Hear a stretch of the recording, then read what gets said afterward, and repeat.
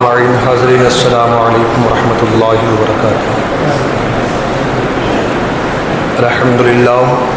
الحمدللہ وکفا سلام علی عبادہ الذین اصطفیٰ اما بعد فاعوذ باللہ من الشیطان الرجیم بفضلک بسم اللہ الرحمن الرحیم قل لا اسألکم علیہ اجرا الا المودۃ فی القربى صدق اللہ العظیم وصدق رسولہ النبی الکریم۔ درود پاک پڑھیں۔ اللہم صلی علی سیدنا مولانا محمد معدن الجود والکرم وآلہ وبارک وسلم صلو علیہ صلاۃ وسلام علیک یا رسول اللہ صلی اللہ تعالی علیہ وسلم۔ دو تین اشعار منقبت امام حسین رضی اللہ تعالیٰ عنہ کے پیش کرنے کی سعادت حاصل کر رہا ہوں۔ توجہ کا طالب ہوں، توجہ کے ساتھ سماعت فرمائیں۔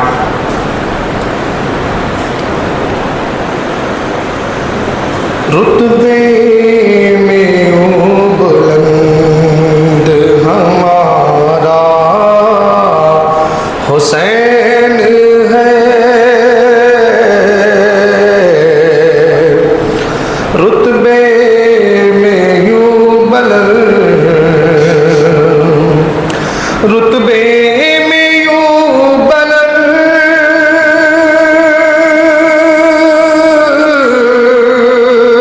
رتبے میں یوں بلند ہمارا حسین ہے، قرآن مصطفیٰ ہے تو پارا حسین ہے، قرآن مصطفیٰ ہے تو پارا حسین ہے، رتبے میں یوں بلند۔ اور شیخ حضرات، چوما ہے اور سونگھا ہے جن کو حضور نے، چوما ہے اور سونگھا، چوما ہے اور سونگھا،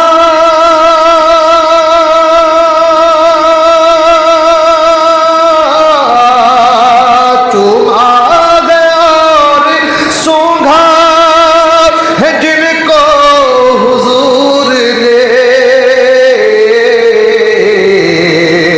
کس درجہ وہ نبی کا دلارا حسین ہے، کس درجہ وہ نبی کا دلارا حسین ہے، قرآن مصطفیٰ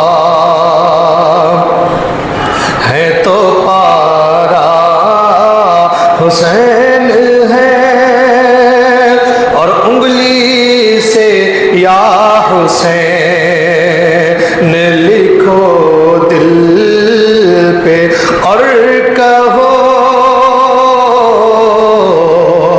انگلی سے یا حسین، انگلی سے یا حسین،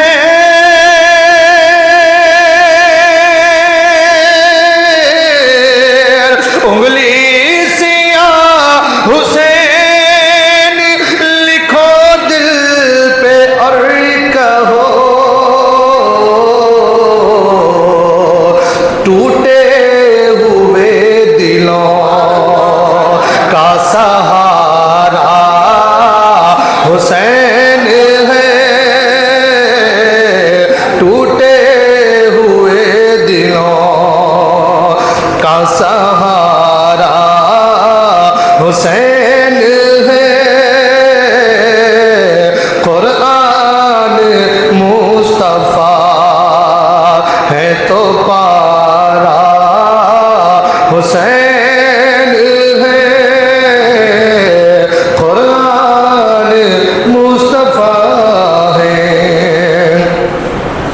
اور مولا علی کے واسطے بے شک قرار دل،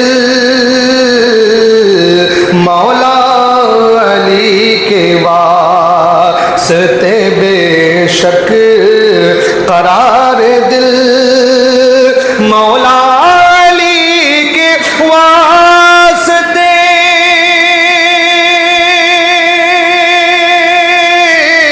مولا علی کے واسطے بے شک قرار دل، اور فاطمہ کی آنکھوں کا تارا حسین ہے، اور فاطمہ کی آنکھوں کا تارا حسین ہے، قرآن مصطفیٰ ہے۔ اور آخری شعر، کر دو نا آج بزم میں اعلان اے ندیم، کر دو نا آج بزم میں، کر دو نا آج بزم میں،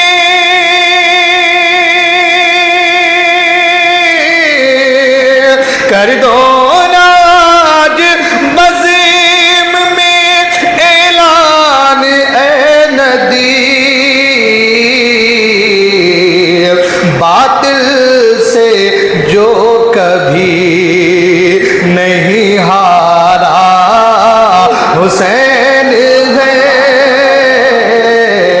باطل سے جو کبھی نہیں ہارا حسین ہے، قرآن مصطفیٰ ہے تو پارا حسین ہے۔ درود پاک پڑھیں، اللہم صلی علی سیدنا شفیعنا حبیبنا نبینا کریمنا مولانا محمد بارک وسلم صلو علیہ صلاۃ و سلام علیک یا رسول اللہ صلی اللہ تعالی علیہ وسلم۔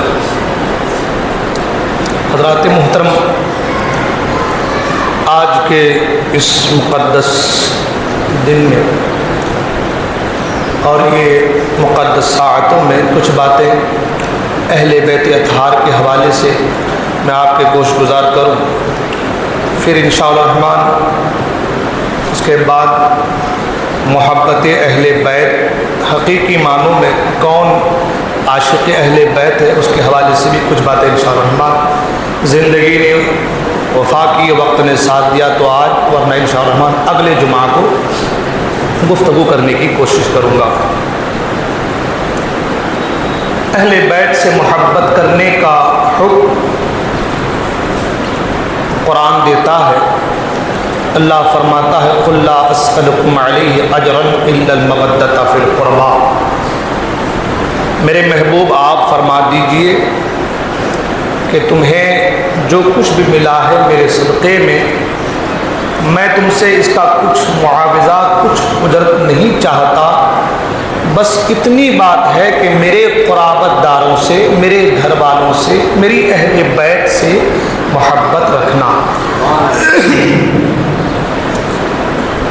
اب آیت مبارکہ پر اگر گفتگو ہو تو اس پر ہی بہت گفتگو لمبی ہو جائیں گی، اور اس آیت پر گفتگو پہلے ہو چکی ہے۔ ایک روایت میں ہے کہ اللہ تبارک و تعالی سے جو محبت رکھتا ہے وہ قرآن سے محبت رکھتا ہے، اور جو قرآن سے محبت رکھتا ہے حضور فرماتے ہیں وہ مجھ سے محبت رکھتا ہے، اور جو مجھ سے محبت رکھتا ہے وہ میرے اصحاب اور قرابت داروں سے محبت رکھتا ہے۔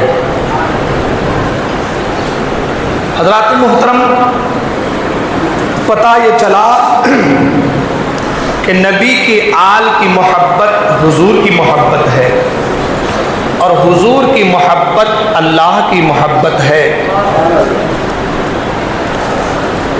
اطاعت رسول کو، فرما برداری رسول کو اللہ نے اپنی اطاعت قرار دیا.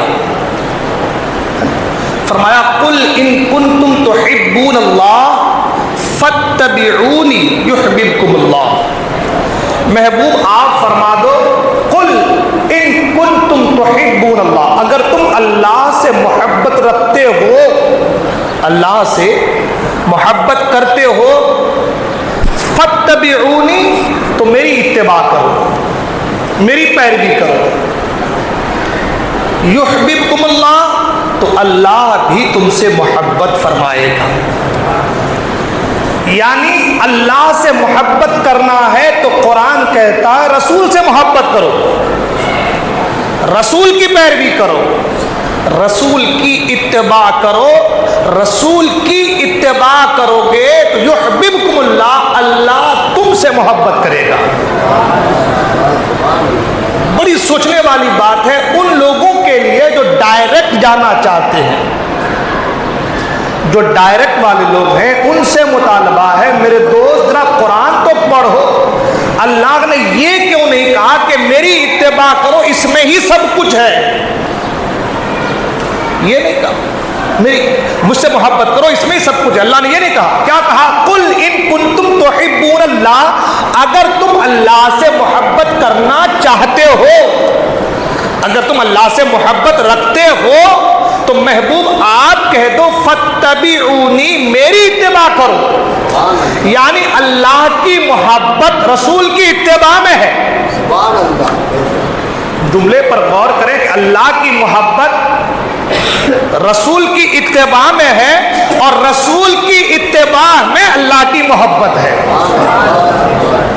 قرآن نے جو جملہ دیا وہ کیا کہا؟ قل ان کنتم تحبون اللہ فاتبعونی. اب رسول کی اتباع ہو گئی تو کہا یحببکم اللہ، اب اللہ تم سے محبت فرمائے گا، ہے نا. یعنی اطاعت الہی اطاعت رسول میں مضمر ہے. اللہ کی محبت رسول کی محبت میں پوشیدہ ہے، اور اہل بیت کی محبت اور رسول کی محبت اہل بیت کی محبت میں پوشیدہ ہے، اور رسول کی محبت اہل بیت کی محبت میں پوشیدہ ہے. حضور نے فرمایا کہ جو اللہ سے محبت رکھتا ہے، جو اللہ سے محبت رکھتا ہے وہ قرآن سے محبت رکھتا ہے، اور جو قرآن سے محبت رکھتا ہے وہ مجھ سے محبت رکھتا ہے، اور جو مجھ سے محبت رکھتا ہے وہ میری اہل بیت سے محبت رکھتا ہے. پتہ یہ چلا اگر کوئی ڈائریکٹ جانا چاہے، اگر کوئی ڈائریکٹ جانا چاہے تو یہ روایت یہ بتا رہی ہے کہ جس کے دل میں اہل بیت کی محبت ہے اس کے دل میں رسول کی محبت ہے، اور جس کے دل میں اہل بیت کی محبت نہیں ہے اس کے دل میں رسول کی محبت بھی نہیں ہے، اس کے دل میں رسول کی محبت بھی نہیں ہے. اب سوال یہ پیدا ہوتا ہے کہ رسول اور اہل بیت، حضور اور حضور کے گھرانے والوں سے محبت کرنے کا فائدہ کیا ہے؟ بہت ساری حدیث ہے اس کے حوالے سے. حضور نے فرمایا میرے اہل بیت کی مثال کشتی نوح کی مانند ہے، جو سوار ہو گیا وہ بچ گیا، جو علیحدہ ہوا وہ ہلاک ہو گیا، برباد ہو گیا، ہے نا. ایک جگہ حضور نے فرمایا کہ میں تمہارے درمیان دو بھاری چیزیں چھوڑے جا رہا ہوں، ایک نمبر 1 پر اللہ کی کتاب اور نمبر 2 پر میری اہل بیت، ہے نا. اہل بیت سے محبت صحابہ نے کی ہے، طریقہ دیا ہے صحابہ اکرام نے اہل بیت سے محبت. انشاءاللہ کچھ گوشے اس کے میں آپ کے سامنے پیش کروں گا، لیکن اس سے پہلے ایک بات، اہل بیت سے محبت کرنے کا فائدہ کیا ہو؟ اہل بیت سے محبت کریں گے تو ملے گا کیا؟ تو ہم اس کی بات نہیں کرتے ہوئے ہم رسول کی بات میں آتے ہیں. سبحان اللہ. حضور فرماتے جو اہل بیت کی محبت میں مرا، فوت ہوا، حضور فرماتے وہ شہید ہو کر کے مرا. دنیا دار کی بات نہیں کر رہا. آج کل لوگ جانتے ہیں اعمال کے معاملے میں بھی اعمال کو لے کر کے گالی بھاگ رہے ہیں. بے شک ہمارے یہاں اعمال کی کمیاں ہیں، اعمال کے معاملے میں ہمیں زور دینی ہے، لیکن اعمال ہی سب کچھ نہیں ہے. اعمال ہی سب کچھ نہیں ہے. اگر اعمال ہی سب کچھ ہوتا تو حضور یہ کیوں کہتے کہ میں تمہارے درمیان دو چیزیں چھوڑے جا رہا ہوں، ایک کتاب الہی اور ایک میری اہل بیت؟ جب قرآن میں سب کچھ موجود ہے نا موجود؟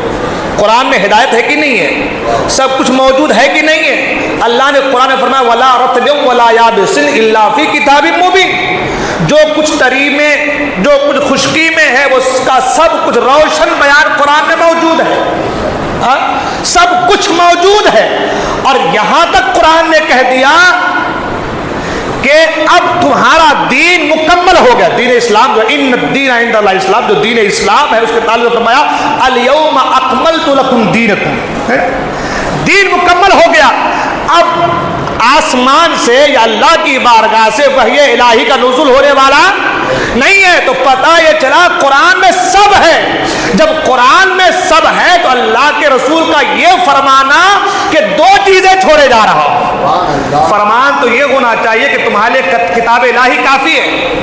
جیسے کہ آج لوگ کہتے ہیں قرآن لے کر کے چلو کافی ہے نا، لوگ کیا کہتے ہیں قرآن پہ عمل کرو کافی ہے۔ تو حضور کا یہ فرمان ہونا تھا کہ قرآن کو پکڑ لو کافی ہے، قرآن کو تھام لو کافی ہے، قرآن پر عمل کرو کافی ہے۔ مگر حضور نے فرمایا انی تارک فیکم الثقلین، میں تم میں دو بھاری چیزیں چھوڑے جا رہا ہوں۔ یہ نہیں کہا کہ ایک چیز چھوڑے جا رہا ہوں، ایک بھاری چیز دے کر کے جا رہا ہوں۔ حضور نے کہا تمہارے درمیان میں دو بھاری چیزیں چھوڑے جا رہا ہوں، دو بھاری چیزیں چھوڑے جا رہا ہوں، ایک کتاب الہی ہے جو ہدایت ہے اور ایک میری اہل بیت ہے۔ اب حضور کے فرمان کے مطابق حضور نے فرمایا کہ دو بھاری چیزیں، تو ہمیں اور آپ کو یہاں سے معلوم ہو گیا، ڈیفینیشن ہو گئی اس کی، ہو گئی کہ ہمیں قرآن کو بھی ماننا ہے، قرآن پر بھی عمل کرنا ہے، قرآن کے ساتھ چلنا ہے، اور قرآن کے ساتھ ساتھ حضور کی اہل بیت کے ساتھ بھی چلنا ہے، حضور کی آل کے ساتھ بھی چلنا ہے۔ اور یہ میں نہیں کہہ رہا، صحابہ اکرام نے چیزیں کر کے بتایا ہے، سب ہمیشہ آگے بیان کروں گا۔ مگر حضور کیا فرماتے ہیں کہ جو اہل بیت کی محبت میں مرا، وہ جو اہل بیت کی محبت میں فوت ہوا، حضور فرماتے ہیں وہ شہید ہے۔ سبحان اللہ، وہ کیا ہے؟ اور حضور فرماتے جو اہل بیت کی محبت میں فوت ہوا اس کے گناہ بخش دیے گئے۔ سبحان اللہ، حضور فرماتے جو اہل بیت کی محبت میں فوت ہوا وہ توبہ کرنے والا ہو کر کے فوت ہوا۔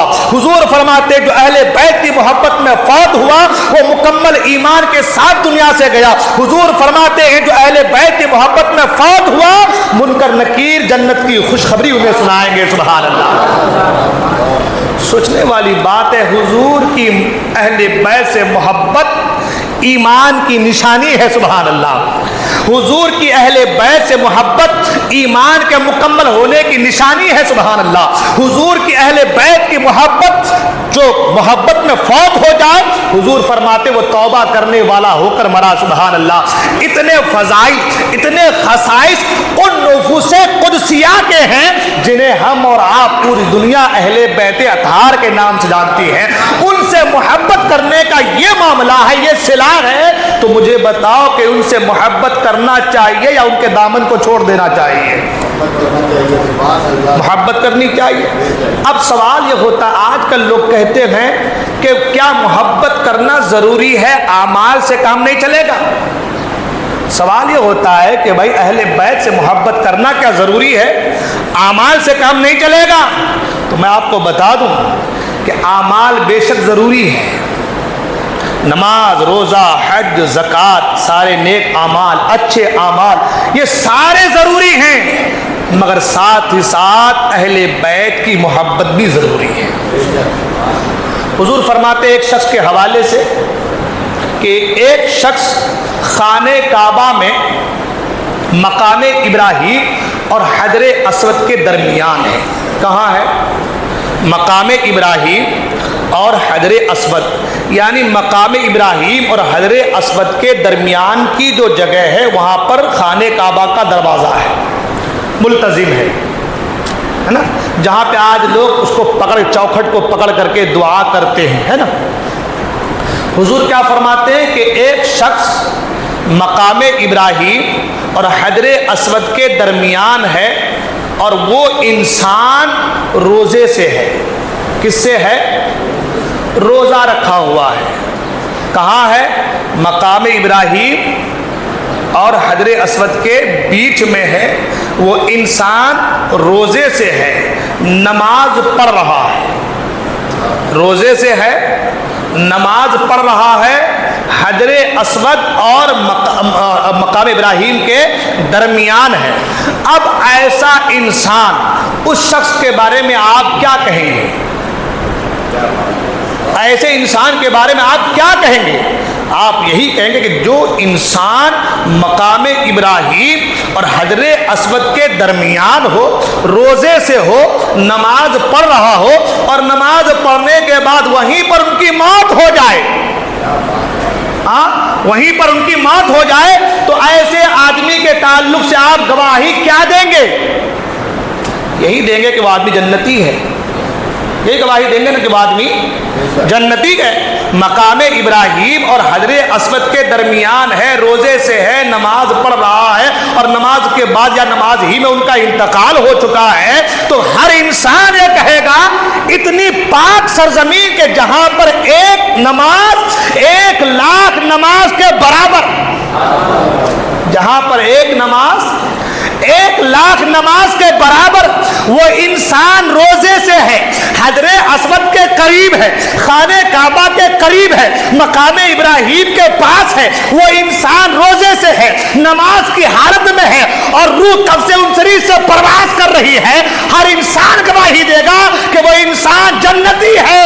مگر حضور فرماتے ہیں اگر ایسا انسان اپنے دل میں بغض اہل بیت کو رکھے، حضور فرماتے ہیں وہ جنتی نہیں ہے، وہ جہنم میں جائے۔ میں بتانا یہ چاہتا ہوں، خالی اعمال کو مت پکڑو میرے دوست، خالی اعمال کے پیچھے مت۔ بے شک اعمال کرنا ضروری ہے، ہمارے یہاں اعمال کی کمی ہے، بڑی کمی ہمارے یہاں، لیکن اس کا مطلب یہ نہیں کہ اعمال کے چکر میں عقیدہ چھوڑ دیں۔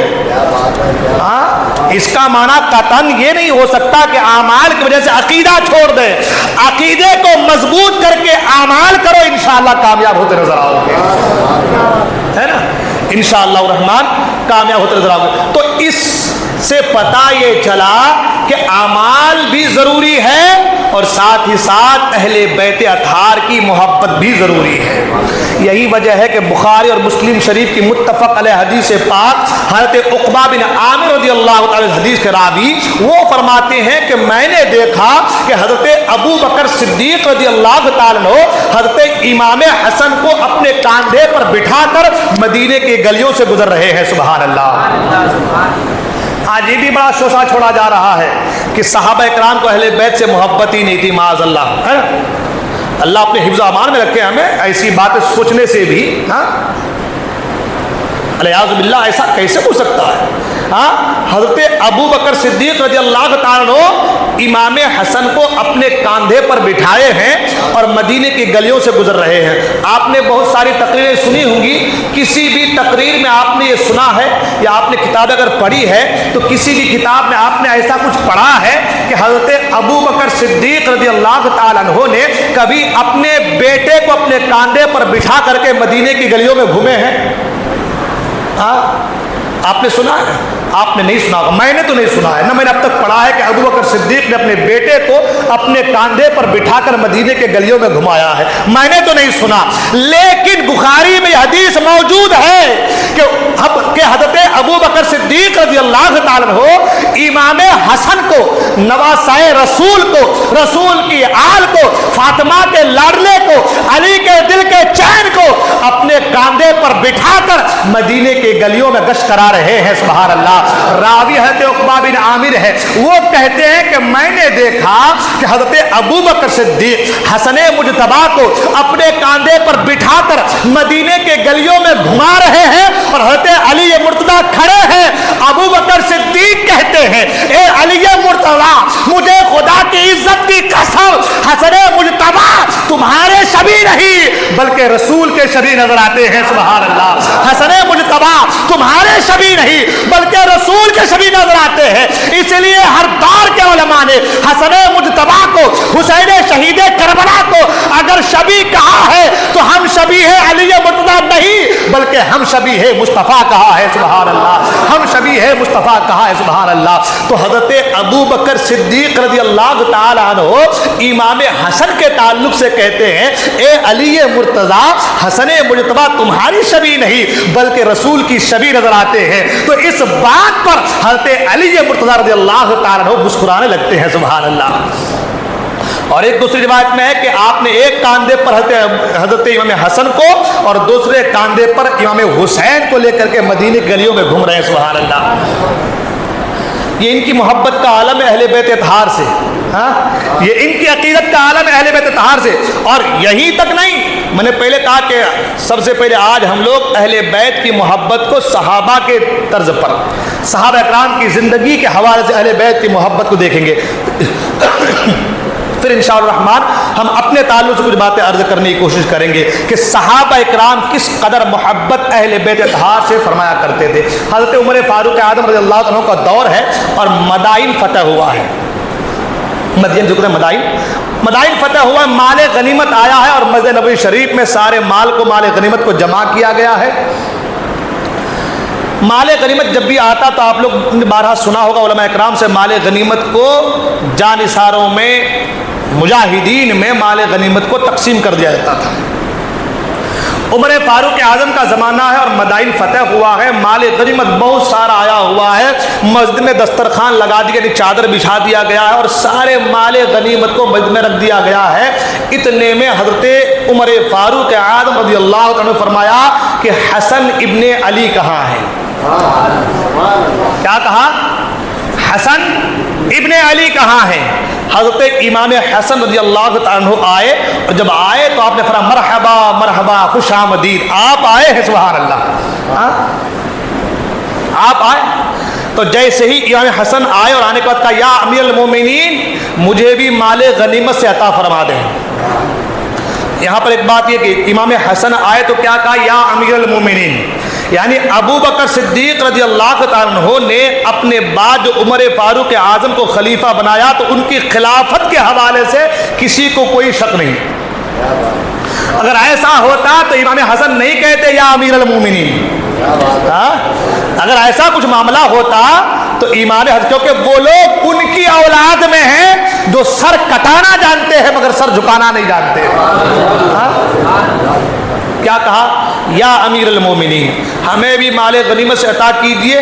تو حضرت عمر فاروق اعظم رضی اللہ تعالی عنہ نے مال غنیمت میں سے 1000 اشرفیاں دینار جو بھی ہے درہم ہے وہ عطا کر دی. کتنے؟ 1000 درہم عطا فرما دیے.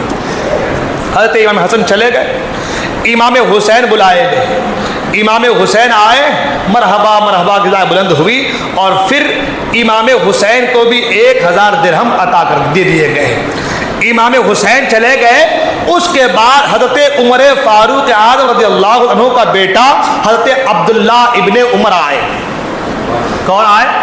حضرت عبداللہ ابن عمر آئے. آنے کے بعد کہا کہ ابا جان اے امیر المومنین مجھے بھی مال غنیمت سے عطا کریں. تو حضرت عمر فاروق اعظم رضی اللہ عنہ نے فرمایا کہ ان کو مال غنیمت میں سے 500 درہم دے دیے جائیں. امام حسن کو کتنے دیے گئے؟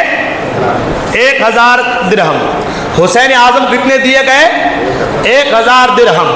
اپنے بیٹے کی باری آئے تو کیا فرمایا کہ میرے بیٹے کو یعنی عبداللہ ابن عمر کو کتنے دے دیے جائیں؟ تو کہا 500 درہم دے دیے جائیں. اللہ کو حدیث پاک میں جس کا مفہوم میں آپ کے سامنے رکھنے جا رہا ہوں کہ حضرت عبداللہ ابن عمر نے کہا یا امیر المومنین میں حضور کے ساتھ جنگ میں جاتا, غزوات میں تلوار چلاتا, لڑتا, جہاد کرتا, اور یہ دونوں امام حسن اور حسین ابھی ان کے بچپنے کا عالم تھا. یہ مدینے کی گلیوں میں گھومتے رہتے تھے اور اپنے چہرے کی شعاؤں سے لوگوں کو فیضیاب کرتے رہتے تھے. یا امیر المومنین میں جنگ میں جاتا, میں لڑتا, میں جہاد کرتا, تو مجھے آپ 500 درہم دے رہے ہیں اور جو بچپنے کے عالم میں اور مدینے گلیوں میں گھوم رہے ہیں انہیں آپ ہزار درہم دے رہے ہیں. ہاں اور ظاہر سی بات ہے کہ یہ آبجیکشن ہم بھی کرتے. ہاں یہ سوال تو ہم بھی اٹھاتے کہ جو لڑنے نہیں گیا اسے 1000 درہم, جو لڑنے جا رہا ہے اسے 500 درہم. یہ سوال تو ہم بھی اٹھاتے کہ ایسا کیسے ہو سکتا ہے. تو جو ہے عبداللہ ابن عمر نے یہ بات اٹھائی, یا امیر المومنین میں لڑتا تھا, میں جہاد کرتا تھا, میں جنگ میں جاتا تھا, ان کے بچپنے کا عالم ہے, آپ انہیں 1000 درہم دے رہے ہیں, آپ مجھے 500 درہم دے رہے ہیں.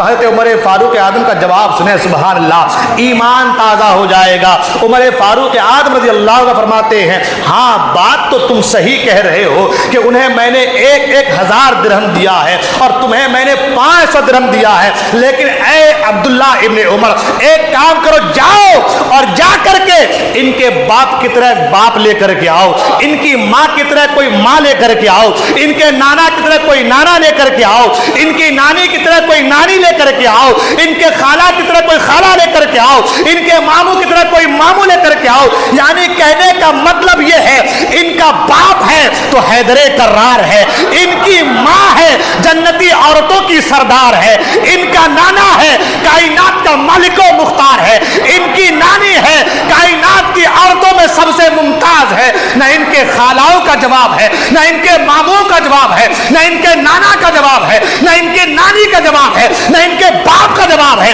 نہ ان کی ماں کا جواب ہے. جب ان کے خاندان والوں کا جواب نہیں ہے تو اے عبداللہ ابن عمر میں تمہیں کیسے ان کے برابر صف میں کھڑا کر سکتا ہوں, میں تمہیں کیسے ان کی صف میں کھڑا کر سکتا ہوں. اللہ اکبر. عمر فاروق اعظم رضی اللہ تعالیٰ عنہ نے یہ پیمانہ دے دیا, یہ اوزان دے دیا, یہ میزان دے دیا کہ سنو ساری کائنات سب کے حسب و نسب ایک طرف ہے مگر مصطفیٰ کریم کے حسب و نسب ایک طرف ہے. مصطفیٰ کریم کے حسب و نسب کے کیا کہنے, یہی وجہ ہے کہ حضرت صفیہ رضی اللہ تعالیٰ عنہ سے کس انہا سے کسی نے کہا تھا کہ اے صفیہ کسی کا حسب و نسب قیامت میں کام نہیں آئے گا, تمہارا یہ حسب و نسب قیامت میں کام نہیں آئے گا. جب یہ بات مصطفیٰ کریم تک پہنچی تو مصطفیٰ کریم جلال میں آ گئے اور منبر پر کھڑے ہو گئے, اور منبر پر کھڑے ہونے کے بعد بلکہ کھڑے ہونے سے پہلے بلال حبشی سے کہا اے بلال حبشی آواز لگا دو, اعلان کر دو مدینے کی گلیوں میں کہ میں کچھ باتیں کرنا چاہتا ہوں. جب لوگ جمع ہو گئے مصطفیٰ کریم منبر پر کھڑے ہو گئے اور مصطفیٰ کریم منبر پر کھڑے ہو کر کہتے ہیں اے لوگوں تمہارا کیا ہو گیا ہے, تم کیا سوچتے ہو میرا حسب و نسب کام نہیں آئے گا. سنو سب کے حسب و نسب منقطع ہو جائیں گے لیکن میرا حسب و نسب یہاں بھی کام آئے گا اور کل میدان محشر میں بھی کام آئے گا. پتہ یہ چلا کہ اہل بیت اطہار کا جو مقام ہے, رسول کی آل کا جو مرتبہ ہے, رسول کی اہل بیت کی جو شان ہے, جو افضلیت ہے, وہ سب میں ممتاز ہے, وہ سب میں ممتاز ہے. یہی عمر فاروق اعظم رضی اللہ عنہ کے حوالے سے ہے کہ عمر فاروق اعظم رضی اللہ عنہ کے دربار میں جب بھی کوئی آتا تو سب سے پہلے غلام آتا, پوچھتا, پھر اندر آنے کی اجازت ہوتی. حضرت امام حسن و حسین ملنے آئے ہیں, حضرت عبداللہ ابن عمر بھی آئے ہیں. غلام آیا, دیکھا کہ حضرت عبداللہ ابن عمر آئے ہیں تو جا کر کہا کہ حضور عبداللہ ابن عمر آئے ہیں. عمر فاروق اعظم نے کہا کہ ان سے کہہ دو کہ بعد میں آئے, ابھی میں کام میں مصروف ہوں. چلے گئے. امام حسن و حسین بھی واپس چلے گئے. حضرت عمر فاروق اعظم کو معلوم ہوا کہ امام حسن و حسین آئے تھے ملنے کے, واپس چلے گئے. تو آپ نے پوچھا کہ آپ آئے تھے ملے بغیر کیوں چلے گئے؟ تو آپ نے فرمایا کہ ہم نے دیکھا کہ آپ نے اپنے بیٹے سے ملنے سے انکار کر دیا, اپنے بیٹے کو واپس کر دیا. تو ہم نے سوچا کہ جب آپ نے بیٹے کو واپس کر دیا تو ہم سے کیسے ملیں گے. اللہ اکبر. عمر فاروق اعظم کا جواب سنیں, وہ فرماتے ہیں اے اہل بیت رسول, آپ کا مقام میرے بیٹے اور آپ کے مقام میں بڑا فرق ہے, بڑا ڈفرنس ہے. معاملہ یہ ہے ہمارے سر پہ جو بال اگتے ہیں اے ابن رسول یہ آپ ہی کے صدقہ ہے، سبحان اللہ، یہ آپ ہی کا صدقہ، یہ آپ ہی کے صدقے میں اللہ تعالیٰ ہمارے سر میں بال اگاتا ہے۔ اللہ، اب آپ سنیں، سوچیں کہ عمر فاروق اعظم کا یہ جواب، یہ کہنا کہ ہمارے سر میں جو بال اگتے ہیں وہ اہل بیت اطہار کی وجہ سے اگتے ہیں، اس سے بالکل ساری باتیں روز روشن کی طرح عیاں ہو گئی، ظاہر ہو گئی کہ جو اہل بیت اطہار کا مقام مرتبہ صحابہ کرام کے اندر تھا، جتنی محبت وہ کرتے تھے، جتنی قرابت داروں سے حضور کی محبت وہ کرتے تھے، اور جو پیمانہ، جو تعلیم انہوں نے ہم کو دیا ہے، ہم تک پہنچایا ہے، اے کاش کہ ہم اس پر عمل کرتے تو ہماری زندگی بہتر ہو جاتی۔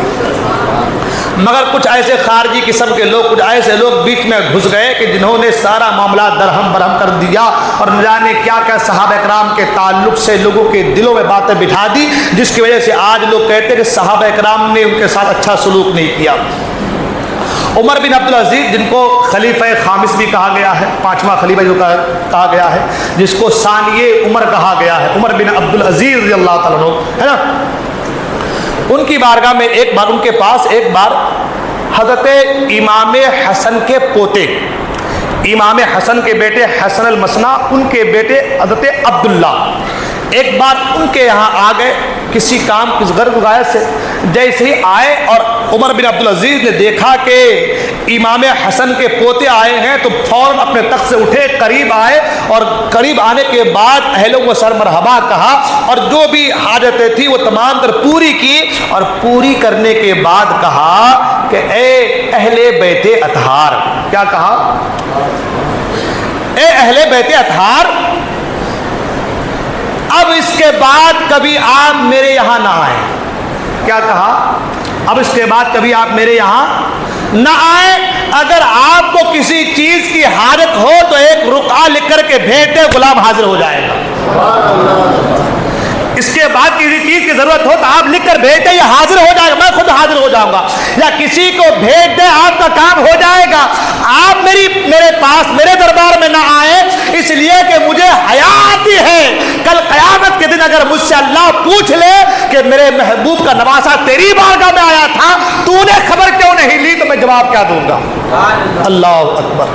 یہ مقام، یہ مرتبہ، یہ رفعت اہل بیت اطہار کی ہے، اور صحابہ اور تابعین، تبع تابعین اس طریقے سے اہل بیت اطہار سے محبت کیا کرتے تھے، ہاں، اس طریقے سے محبت کیا کرتے تھے۔ اب میں کہا کہ ابھی تو سمجھیے کہ کچھ بات ہی نہیں ہوئی اہل بیت اطہار کے حوالے سے، گفتگو اگر ہو اس میں تو کئی گھنٹے صرف شان اہل بیت پر گفتگو ہو سکتی ہے، الحمدللہ۔ تو کہتے طوفان نوح لانے سے چشمہ کیا فائدہ، دو بوند کافی ہے اگر اثر کرے۔ اہل بیت اطہار سے محبت کیجیے، رسول کے گھرانے والوں سے محبت کیجیے۔ قرآن نے کہہ دیا کہ تم سے کچھ مطالبہ نہیں ہے، تم سے کچھ مطالبہ کچھ نہیں، کچھ مطالبہ نہیں، کچھ نہیں۔ اور ہم کیا دے سکتے ہیں حضور کو؟ ہاں، ہم دے بھی کیا سکتے ہیں حضور کو؟ ہاں، کیا پیش کروں آقا، کیا چیز ہماری ہے؟ ہاں، یہ دل بھی تمہارا ہے، یہ جاں بھی تمہاری ہے۔ ہاں، ہم دے کیا سکتے ہیں حضور کی بات، کیا پیش کر سکتے ہیں، ہے نا؟ اور دیا اسے جاتا ہے جہاں خالی ہو، جہاں کچھ نہ ہو۔ ہاں، اور اعلیٰ سرکار تو فرماتے ہیں کہ لا و رب العرش، جس کو جو ملا ان سے ملا، بٹتی ہے کونین میں نعمت رسول اللہ کی۔ سب کچھ تو حضور کے صدقے میں ملا ہے، تو ہم کیا دے سکتے ہیں حضور کو؟ مگر ہمارے اور آپ کو ایک تعلیم قرآن نے دے دیا، قرآن نے ایک تعلیم دے دیا، وہ تعلیم یہ کہ تم کچھ تو نہیں دے سکتے اور تم سے کچھ مطالبہ بھی نہیں ہے، مگر ہاں اتنا ضرور کرنا، اہل بیت سے محبت کرنا، رسول کی آل سے محبت کرنا، رسول کے قرابت داروں سے محبت کرنا۔ ان سے محبت کریں گے تو کیا ہوگا؟ تو حضور نے وہی فرما دے، ان سے محبت کرو گے، ان کی محبت میں مرو گے تو شہید والی زندگی اللہ عطا فرما دے گا۔ ہاں، شہید کا درجہ اللہ عطا فرما دے گا۔ ان سے محبت کرو گے اللہ تمہارے گناہوں کو معاف فرما دے گا۔ ان سے محبت کرو گے تو جس طریقے سے طوفان نوح میں کشتی پر جو سوار تھے وہ بچ گئے تھے، ان سے محبت کرو گے تو تم بھی ہلاک ہونے سے بچ جاؤ گے۔ تم بھی تباہ ہونے سے برباد ہونے سے بچ جاؤ گے. لہٰذا اہل بیت سے محبت کرنا ہے یا نہیں کرنا ہے؟ کریں گے نا؟ اہل بیت سے محبت کرنا ہے نا. مگر ایک بات, اہل بیت سے محبت کرنے کا صرف یہ من نہیں کہ بس سن لیے یہاں پر سن کے گھر چلے گئے معاملہ ختم ہے نا. اہل بیت سے محبت کرنے کا معاملہ یہ ہے کہ جہاں پر اہل بیت کی محفل ہو وہاں پر حاضر ہو جاؤ. ہاں, محبوب کی محفل کو محبوب سجاتے ہیں ہے نا. تو محبوب کی محفل ہے تو محب کو تو آنا ہے, چاہنے والے کو تو آنا ہے, عاشق کو تو آنا ہے محبوب کی محفل میں. محبوب کی محفل سجی ہو اور عاشق باہر گشت کرتا رہے, گھومتا پھرتا رہے, یہ کہاں کی محبت ہے؟ لہذا جہاں پر محفل اہل بیت ہو وہاں پر حاضر ہو جاؤ, ان کی محفل میں بیٹھ جاؤ, جو کچھ بھی وہاں سننے کو ملے دل کے آبگینے میں سجا لو.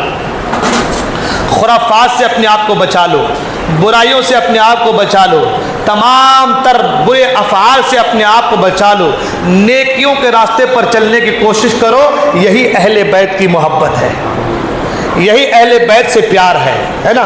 وہ نہیں کہ بس سال میں ایک بار ہم 10 دن محرم میں خوب روزہ رکھ لیے, ہاں نمازیں پڑھ لیے, فاتحہ پہ فاتحہ کر لیے, اور جیسے 10 دن محرم کے ختم ہو گیا پھر نماز چھوڑا, روزہ چھوڑا, افعال چھوڑے, ارکان چھوڑے, سب چھوڑا. یہ محبت نہیں ہونی چاہیے. ایسی محبت نہیں. محبت کیسی ہو کہ ہر لمحہ محبت ہو, ہر آن محبت ہو. ایسی محبت ہوگی اہل بیت سے تو خدا کی قسم تمہیں کوئی بھٹکا نہیں سکتا, کوئی تمہیں گمراہ نہیں کر سکتا, کوئی تمہیں صراط مستقیم سے دور نہیں کر سکتا.